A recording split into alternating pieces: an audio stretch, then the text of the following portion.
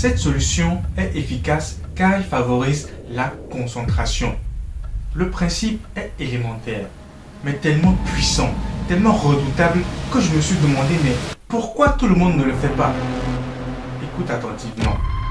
Bienvenue dans cette vidéo. Prête super attention car ce qui suit va être fort intéressant et enrichissant.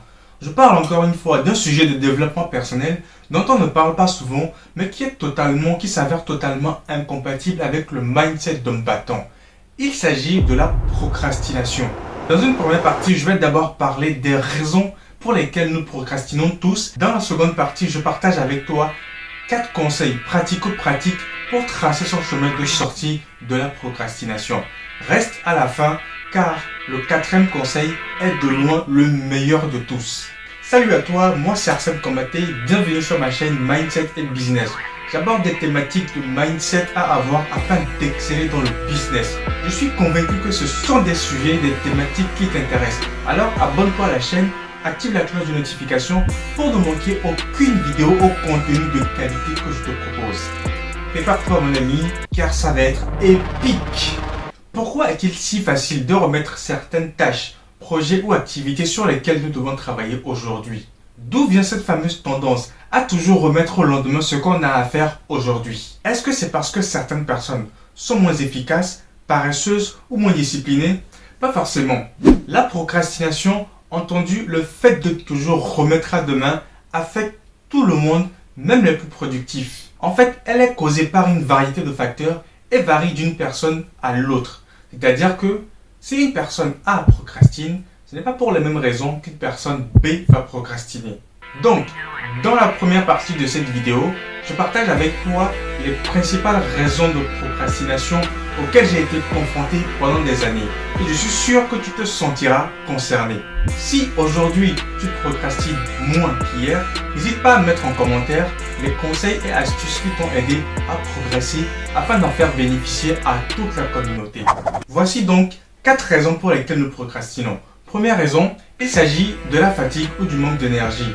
Il nous arrive d'être fatigués, peut-être parce que nous n'avons pas bien dormi la veille et que du coup nous avons du mal à entamer nos activités, surtout celles qui nécessitent beaucoup de concentration et beaucoup d'efforts. Pour prendre un exemple précis, il m'est déjà arrivé de reporter ma plage horaire de sport simplement parce que après le travail, je n'avais ni la force physique ni la force mentale de me botter le cul et d'agir. J'ai donc tout simplement procrastiné. La fatigue affecte donc notre niveau d'énergie et réduit notre volonté, ce qui conduit systématiquement à procrastiner. La deuxième raison pour laquelle nous procrastinons, c'est la complexité des choses que nous avons à faire. Lorsque quelque chose nous semble trop gros ou trop compliqué, nous sommes intimidés par l'ampleur de la tâche et nous ne savons pas par où commencer. Nous repoussons toujours au lendemain, nous évitons le plus longtemps possible le sujet. Je connais une personne dans mon entourage qui repousse sans cesse un projet qui lui tient à cœur, simplement parce que cela lui semble trop gros ou trop compliqué. Et par conséquent, cette personne trouve toujours des excuses pour ne pas exécuter ses projets. Du genre, c'est trop compliqué, je n'ai pas les moyens financiers, et je n'ai pas assez d'expérience. Mais rappelle-toi, il y a un vieil adage qui dit que c'est en forgeant qu'on devient forgeron. Tu sais, les stades de foot qui ont été construits au Qatar non, je ne prendrai pas cet exemple car il n'est pas bonne presse en ce moment. Un autre exemple, je sais pas moi, un building de 50 étages ne s'est pas construit étage par étage. Ne le prends pas sous cet angle-là, prends-le plutôt dans le sens où il a été construit centimètre par centimètre, une brique après une autre.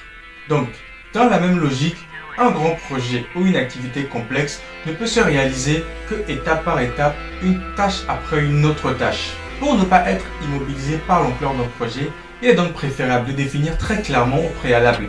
Maintenant, 2 petites tâches que tu vas devoir mener afin de peu à peu atteindre ton objectif principal, même si celui-ci s'avère être un gros objectif. Troisième cause pour laquelle nous procrastinons, c'est l'indécision. Il m'arrive souvent de me surprendre à procrastiner car je suis indécis dans une situation où je dois faire un choix afin d'exécuter une tâche ou une autre tâche. Par exemple, il y a quelques semaines, dans le cadre de mon travail, j'ai été amené à faire un choix. Il s'agissait de choisir d'intégrer un service ou un autre service. J'ai longtemps procrastiné car je remettais toujours au lendemain ma décision parce que j'étais tout simplement indécis. J'ai donc dû rendre ma décision sous la pression car je l'ai fait la veille pour le lendemain. Mon indécision a donc fait retarder la réponse que je devais envoyer. Par conséquent donc, l'indécision est l'une des principales raisons pour lesquelles nous procrastinons.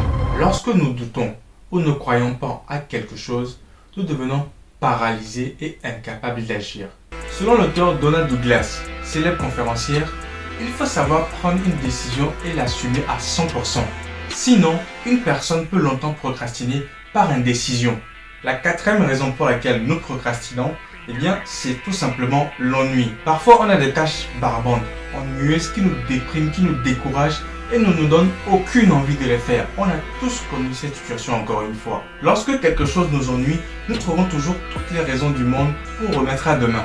Si tu es étudiant ou si tu l'as été, rappelle-toi que lorsque tu avais l'occasion de prendre de l'avance sur tes TD, sur tes cours et de les rendre bien avant la deadline, tu remettais toujours au lendemain, tu te disais « Ah, de toute façon, je les ferai à la dernière minute, comme ça sera plus frais dans ma tête. » Ou encore « De toute façon, j'ai tout le temps devant moi. » Erreur. C'est certainement ce que tu te dis à ce moment précis de la vidéo. Tu te dis que tu t'abonneras à la chaîne à la fin de la vidéo. Mais non, c'est maintenant qu'il faut le faire.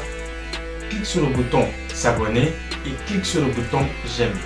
Mais pourquoi avons-nous fait tout cela? C'est simplement parce que les cours et les TD qu'on avait à faire nous ennuyaient et ne nous donnaient aucune envie de les faire. Et par conséquent, notre réponse à l'ennui était de procrastiner et encore de procrastiner. Au regard de tous ces éléments, tu comprends donc que la procrastination ne provient pas systématiquement du manque d'efficacité, de discipline ou de paresse. Elle provient donc d'autres facteurs, de divers facteurs auxquels nous sommes tous vulnérables. Tout ceci étant dit, je sais ce que tu te demandes. Comment donc sortir de la procrastination? Mais moi j'ai une autre question pour toi. Comment se fait-il que tu n'étais toujours pas abonné à la chaîne et cliqué sur le bouton j'aime? Je te laisse donc quelques secondes pour le faire. Vas-y, clique sur le bouton s'abonner. Voilà, c'est fait, merci. Et ensuite, sur le bouton j'aime. Très bien, parfait, merci. Et maintenant, active la cloche de notification. Parfait, je te remercie, on peut continuer. Je pense avant tout que la procrastination est un problème de maîtrise de soi et de gestion de l'attention. C'est une question de capacité à s'auto-réguler et à se maîtriser. Nous devons donc décider sur quoi est-ce que nous devons porter notre attention. Voici donc 4 astuces pratico-pratiques afin de frayer son chemin de sortie de la procrastination. La première astuce est d'éviter le multitasking, c'est-à-dire le fait de faire plusieurs choses en même temps. Ce qu'il faut comprendre ici, c'est quoi? C'est que en faisant plusieurs choses en même temps, on a tendance à prioriser des choses que l'on sait ou que l'on aime faire au détriment des tâches importantes et urgentes.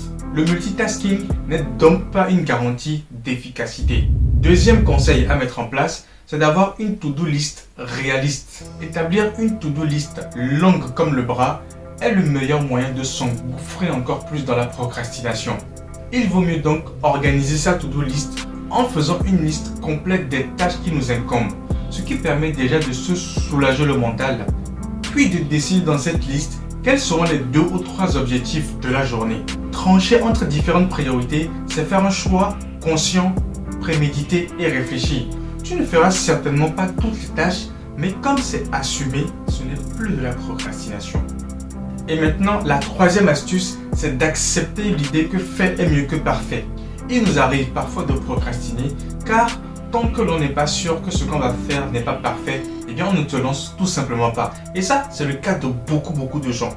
Une solution pour tenter de pallier à ça consiste à travailler palier par palier. Autrement dit, à se fixer des objectifs intermédiaires. Un plan général, un plan détaillé, un premier brouillon, un second brouillon, ainsi de suite. Et il faut que tu gardes en tête, c'est très important, que chaque petit pas est une action qui mène vers l'objectif. C'est le principe de l'effet cumulé de Darren Hardy.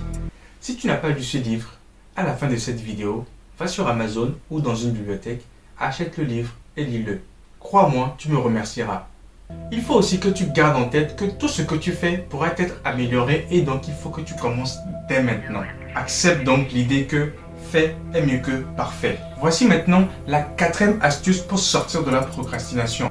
Au-delà d'une astuce, il s'agit plutôt d'une stratégie de temps limité qu'on appelle la technique du Pomodoro. Il s'agit donc d'une stratégie de temps limité qui consiste à se fixer un délai précis et court afin de travailler sur un objectif particulier.